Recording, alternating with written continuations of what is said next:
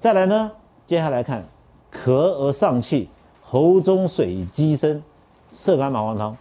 那你如果不是乡下出身的话，你知道这个水积生怎么叫水积生，对不对？哦，你搞不清楚啊。好，他形容嘛，哈，可能当初张仲景他们家就住在池塘旁边，那个水鸡在叫，哎，就是这个声音，那就把它写上来。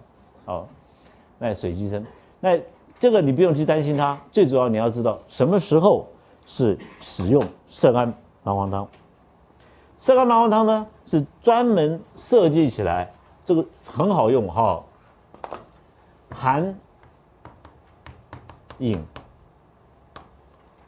咳嗽，哦，用这个色甘麻黄汤，专门是寒饮。也就是说，你如果是看到热，就根本不可能是色甘麻黄汤，一定是寒饮，好，寒饮。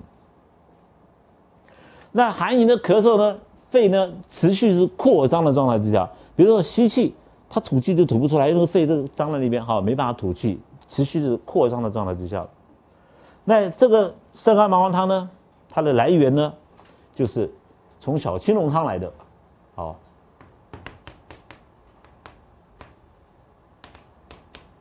小青龙汤呢，好，把白芍，好，甘草拿掉，炙甘草2个，好，拿掉以后加上紫菀，好，冬花。款冬花，好，色甘，好，就是我们现在讲的这个色甘麻黄汤。对，这个色甘麻黄汤呢，好，你看这个剂量，色甘麻黄，好，这个细辛啊、紫苑啊、款冬花啊，好，这个，好，那使用上面用的很多，啊，用的很多。诸位在看咳嗽痰饮的时候，我们常常会问病人：你咳嗽气喘，请问你是吸气困难还是吐气困难？病人说：哎，吸入困难。吸入呢为肾，吐气困难呢吐，好，吐出呢为肺。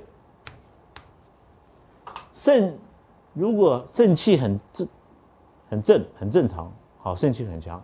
你吸气的时候，从鼻子气一路就会到气会到肾脏去，好，所以肾脏可以纳气，所以因为肾可以纳气，所以肾为肺之子，好，肺气会下降，直接会降到肾脏里面来。当你肾脏有问题的时候，你吸气就吸到肺就出去了，就没有办法吸得很深，好。